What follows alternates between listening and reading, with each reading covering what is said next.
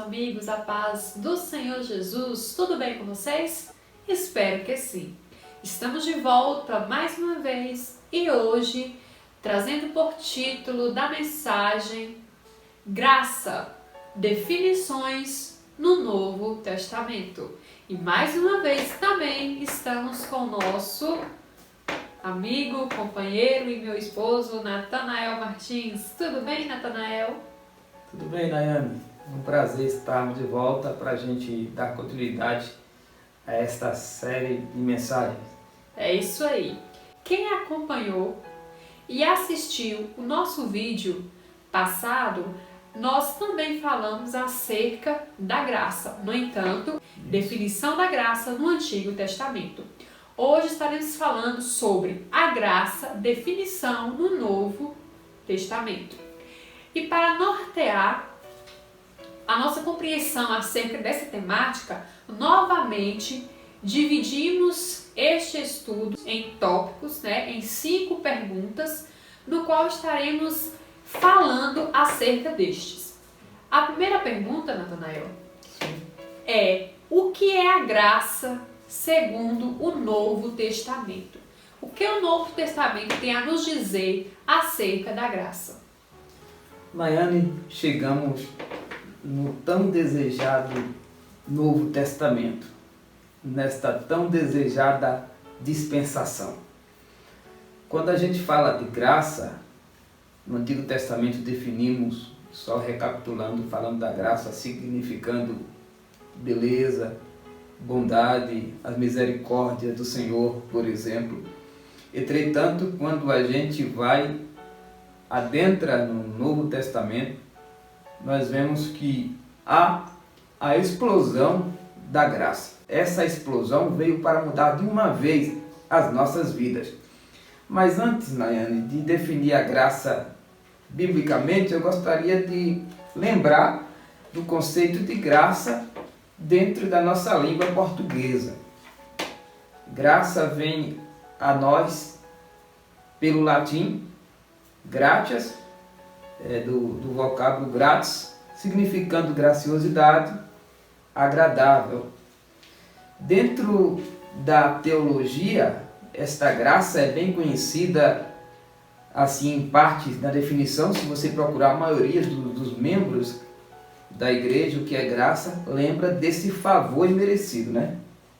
Imagina assim que a maioria das pessoas, graça, favor imerecido. E essa, sem dúvida, é uma das definições desta graça. Mas nas páginas sagradas há várias passagens em diferentes contextos referindo-se à graça. O vocábulo charis, do grego, que atribui-se à graça, tem várias significações. E dentro destas ramificações nós vamos buscar definir essa graça, que compreendamos. A graça é bastante abrangente. A graça significa, portanto, segundo Flávio Joséfo, eu vou basear nessa definição dele, para depois a gente ver nos textos sagrados as definições diversas de charis ou da graça. Segundo Flávio Joséfo, um escritor famoso que escreveu muito acerca dos hebreus, não é bíblico, mas ele escreveu vários conteúdos acerca do povo hebreu, e ele define graça como sendo graciosidade, atrativos, favor, cuidado ou ajuda graciosa e boa vontade. Foi assim que Flávio Joséfo definiu a graça. E dentro destes conceitos, nós vemos também, Nayane, vários versículos da graça aplicando-se a esta situação. E uma das primeiras colocações que vemos da graça, por exemplo, no livro de Lucas, é quando o anjo apareceu a Maria, a mãe de Jesus. Disse: olha, graciosa, ou seja, cheia de graça. Achou graça em Maria. Então, nesse conceito, nós já vemos que Maria alcançou o favor do Senhor. Aqui é um exemplo da graça do Novo Testamento, no contexto aplicado à graciosidade, ao favor que alcançou, por exemplo, Maria. Nós vemos vários significados atribuindo-se à graça. E é dentro destas definições que a gente vai chegar ao consenso do conceito de graça. Mas se você me procura, que conceito então nós iremos trabalhar? Definiremos graça dentro da teologia ou dentro do estudo bíblico aqui como sendo a bondade de Deus, esse favor imerecido de Deus, nos dado através de Jesus, alcançado através das misericórdias de Deus. Esta graça, Nayane, deixa de lado o mérito humano e oferece ao pecador necessitado o presente da salvação, que é por meio da graça. Veja, isso é bem fundamentado na carta aos Efésios, capítulo 2, quando Paulo discorre acerca da salvação pela graça, sem desconsiderar a fé. Portanto, a definição de graça que a gente trabalha e entende nesse contexto pela Bíblia é que é a bondade de Deus revelada ao homem, opondo-se com o mérito humano e outorgada, dada ao pecador que precisa do perdão de graça através das misericórdias do Senhor, e como diz um verso do Antigo Testamento, são as causas de não sermos consumidos. Aí você me pergunta, mas que versículos então podemos ver isso? Eu quero só nessa primeira fala, nessa sua primeira pergunta, já deixar um versículo que está em João, Evangelho escrito por João, capítulo 1, versículo 17. Diz assim a mensagem de abertura: porque a lei foi dada por Moisés, a graça e a verdade vieram por Jesus Cristo. E aqui a gente abre respondendo essa primeira definição de graça. Então podemos dizer que Jesus Cristo foi a abertura, para a graça de Deus. Foi através dele que se revelou a graça no Novo Testamento. Isso, no Novo Testamento, Jesus é a representação da graça. Ou melhor, Jesus é a própria graça. Então, se você me procura para definir a graça de forma rápida no contexto da Nova Aliança, o que é a graça? A graça é sumariada, definida no próprio Jesus. Pronto. A nossa segunda questão é a seguinte: que outras expressões sobre a graça podemos inserir? Certo. A graça, assim como outras palavras, assume diversos significados. Compreendemos a partir de Jesus, mas existirá na própria Bíblia outras passagens em que a graça não está referindo-se a Jesus. Pode estar referindo, por exemplo, a uma ação graciosa, como falamos aqui com Maria. Pode estar referindo, por exemplo, a um dom. Então vamos deixar isso bem claro. Eu fiz algumas anotações de alguns versículos, por exemplo, que fala acerca da graça. Nós temos em Efésios 3, versículo 2, dizendo acerca da dispensação da graça. Por isso que nós, cristãos, compreendemos esta presente época como a era da graça. Por que isso? Vemos que o Antigo Testamento predominava o quê? As leis, não é isso? Os mandamentos passados por Deus a Moisés. Entretanto, esse Novo Testamento há a manifestação sim da graça. E isso não foi uma criação humana. Nós vimos aqui há pouco que este fundamento, a graça, veio por Jesus, né? Então não foi o homem querendo facilitar as coisas, e também não é essa facilidade assim, né? Não foi o homem aleatoriamente que mudou. A lei foi dada por Deus a Moisés e a graça foi trazida por Jesus Cristo. Ele é a própria graça. Então, por isso nós compreendemos que nesta passagem que Paulo apresenta aos irmãos de Éfeso, ele disse da presente dispensação que chegar lá, se eles receberam a palavra de Deus, isso fala, eles, gentios, tiveram a oportunidade, né, de receber a salvação. Então essa dispensação da graça é marcada principalmente porque a salvação deixou de ser exclusiva, entre aspas, propriedade de uma nação, tão somente, e agora é estendida aos gentios.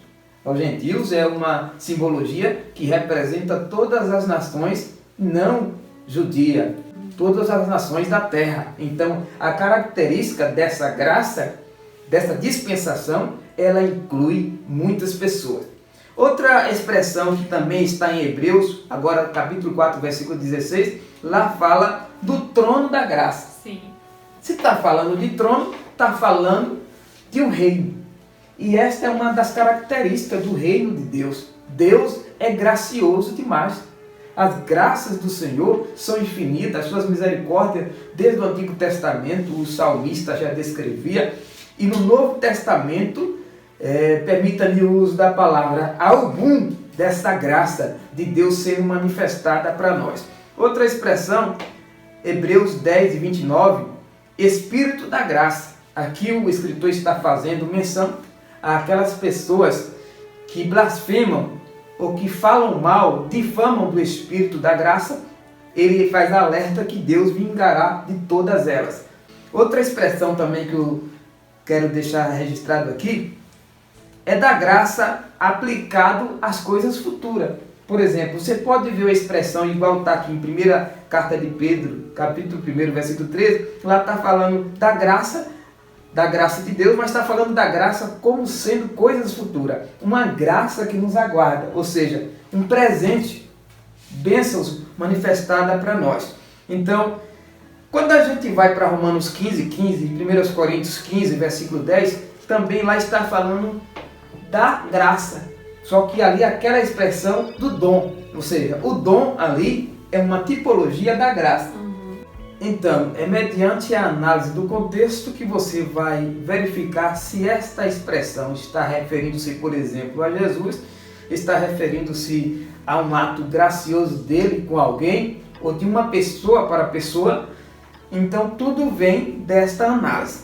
Mas só lembrando que o dom, por exemplo, é charismata, ou seja, se há a expressão charis, há a derivação. Então, o dom faz parte do mesmo vocábulo, só que em vez de charis, vai estar charismata, mas na mesma expressão graça. Então é interessante a gente deixar claro que há várias definições da graça, mesmo no Novo Testamento.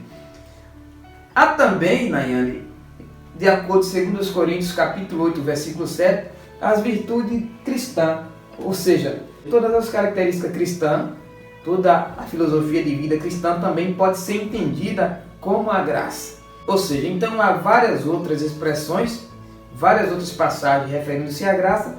Então cabe a cada leitor, a cada estudante da Bíblia, quando analisar o contexto, verificar se está referindo-se a Jesus, a um ato generoso de humanos para humanos, ou de Deus para humanos, ou se está falando da graça como bênção ou dom, porque a graça também vem significando bênção. Mas sem dúvida, Nayane, a maior bênção da graça é o próprio Jesus, que como nós lemos aqui, foi ele que trouxe a graça e a verdade. Então esse sentido dessa graça, que hoje, por exemplo, quando diz que hoje nós vivemos pela graça, esta refere-se à nossa fé cristã, à nossa conduta cristã.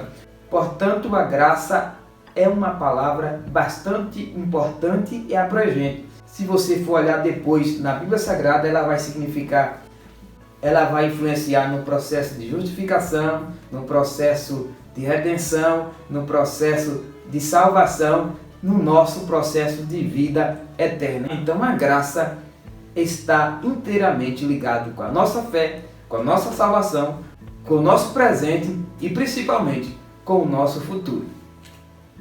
Bom, então assim, para se ter melhor compreensão acerca de que tipo de graça, né, que está sendo falada, tem que observar o contexto ali no qual a palavra graça estiver inserida, né? Isso.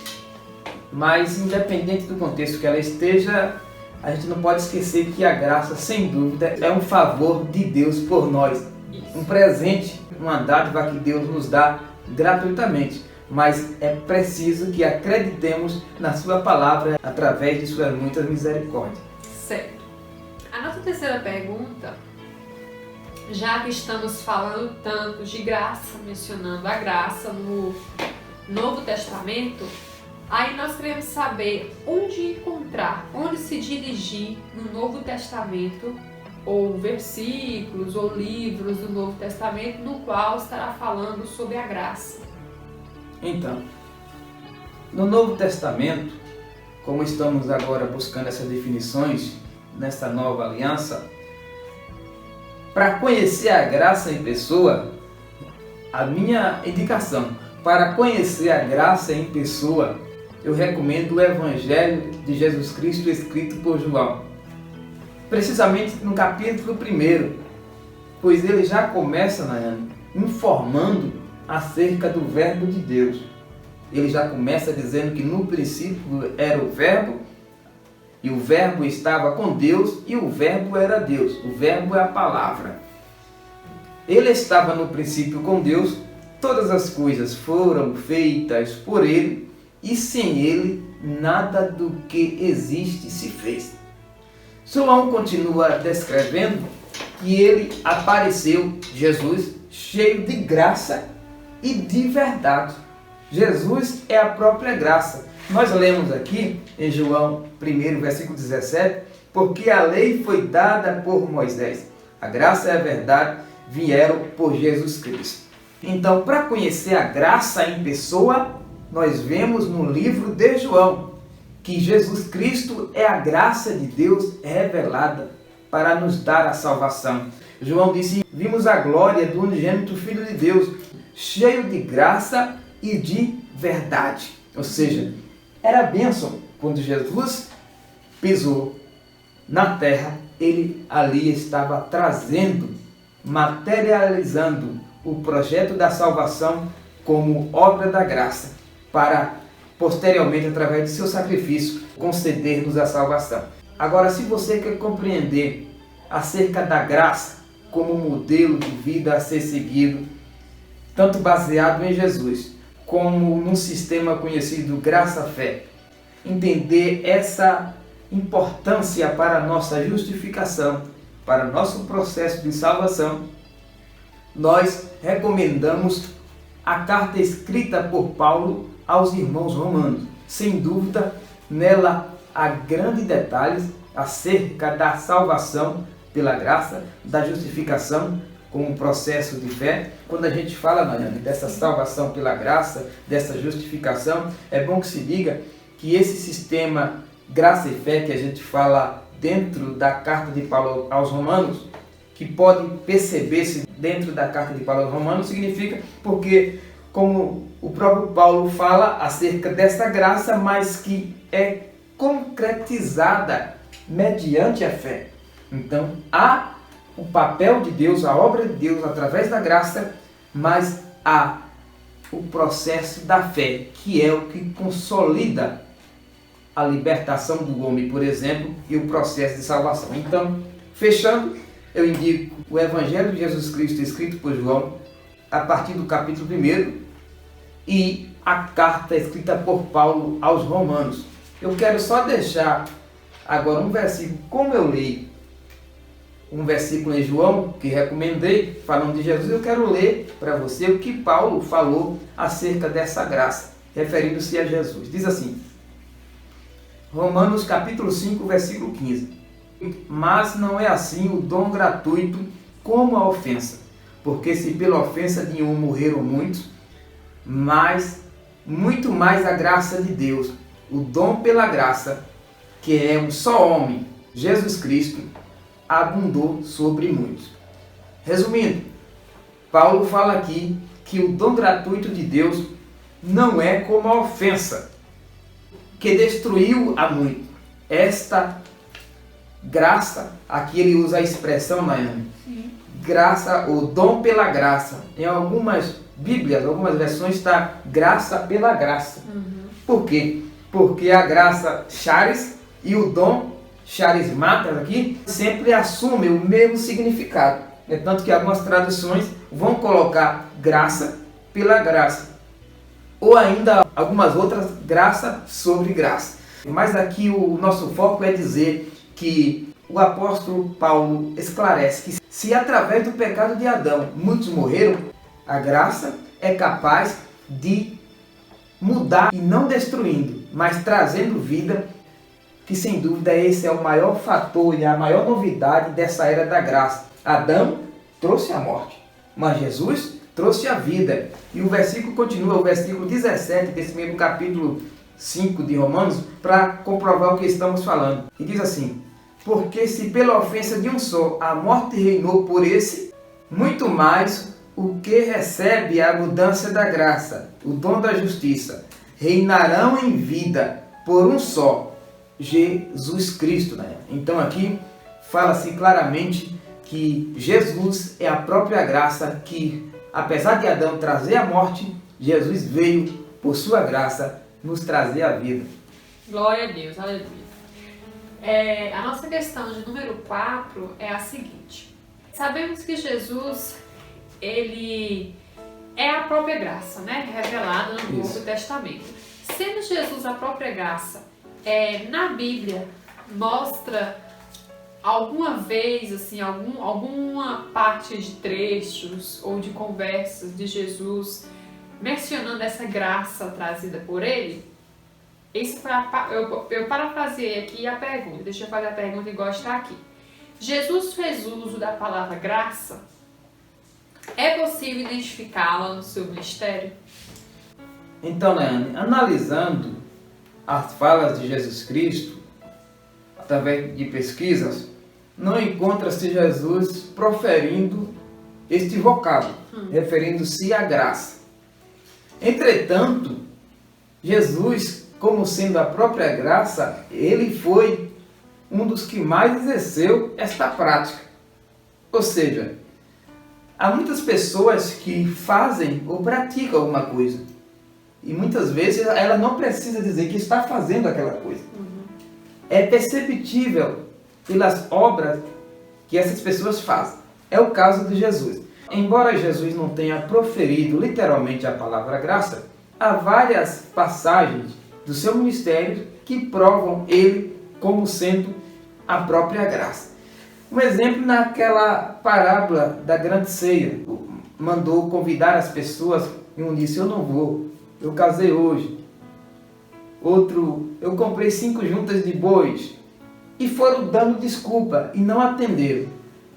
O que o Senhor da parábola fez? Saiu mandando convidar todos, mancos, aleijados, todos que encontrasse, para vir para a ceia.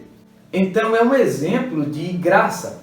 Outro exemplo, quando vemos lá no livro de Lucas, capítulo de número 15, acerca da parábola do filho pródigo, precisamente no versículo 20, diz que ele retornou. E quando ele volta, o pai recebe uma simbologia de um pai generoso. Esse meu filho estava morto e reviveu, estava perdido e foi achado. O pai o recebeu, o abraçou, o beijou. Isso mostrando claramente a expressão desta graça de Deus. Então, vários outros exemplos de Jesus exercendo a misericórdia. E eu vou mais além a dizer que Jesus Cristo nunca foi de descrever-se. Ele nunca foi de andar dizendo: eu sou isso, eu sou Jesus Cristo. Jesus, né, preferia que as pessoas dissessem quem ele era, né? Diferente do ser humano. Os seres humanos, a maioria, gostam de dizer quem são. Jesus não. É tanto que ele procurava para os discípulos: o que é que estão dizendo aí que eu sou? Então, Jesus, sendo a própria graça, ele não ocupou tempo para dizer: eu sou a graça. Ele agia como tal e deixava que as pessoas percebessem. E isso me lembra novamente do livro de Romanos 5:15 que lemos há pouco. Ele é a graça de Deus que veio nos trazer a salvação, veio nos trazer a vida. Ele é aquele que veio nos trazer esperança de dias melhores. Então, mesmo ele não tendo proferido a palavra graça para definir a si próprio, mas as pessoas testemunharam acerca dele. Mesmo depois, os que não acreditavam, quando ele morreu, disseram: este é o Filho de Deus. Em outras palavras, este é Jesus, a nossa graça eterna. Bom, para encerrarmos a nossa quinta e última questão. Que último significado da graça você pode deixar para nós? Bem, Nayane, só recapitulando, a graça é sumariada em Jesus Cristo. Há várias expressões no Novo Testamento acerca da graça, referindo-se a um ato generoso, referindo-se aos dons espirituais, a graça referindo-se à bênção, a expressões como o trono da graça, Espírito da graça, a graça como sendo as virtudes cristãs, falamos da graça como sendo as coisas futuras. E para fechar, eu quero deixar um último sentido de graça que está na carta escrita por Paulo aos irmãos Gálatas, capítulo 6 e o versículo 18, que diz assim: a graça de nosso Senhor Jesus Cristo seja, irmãos, com o vosso espírito. Então, Nayane, esse último significado que deixamos para apresentar agora no fechamento dessa abordagem é a graça como sendo um desejo de bem-estar, por exemplo, dos seus leitores. Era o que Paulo fazia, é o que Paulo fez no início e principalmente no final de suas cartas. É um desejo demonstrado. Então, a expressão da graça em algumas partes da Bíblia, principalmente aqui referindo-se às epístolas ou cartas, como sendo um desejo que o emissor, o escritor tem de bem-estar para os seus ouvintes, para os seus leitores. No nosso caso aqui é um desejo que nós externamos para você que está assistindo. E eu digo para você, e fecho essa abordagem dizendo que a graça de nosso Senhor Jesus Cristo seja, irmãos, com o vosso espírito, desejando que você esteja bem espiritualmente e que viva cada dia melhor. E hoje nós damos graças a Deus, Nayane, fechando, que a graça de Deus chegou para nos dar acesso livre a Deus. Isso é motivo de muita alegria. Isso é motivo de graça no português. Isso é motivo de gratidão. É isso aí, muita graça por esta graça que o Senhor nos concedeu. É isso aí, meus amigos. Aqui finalizamos mais um estudo. Muito obrigado pela sua presença. Deixe uma curtida aí se você gostou. E Deus abençoe. Até o nosso próximo encontro. Tchau!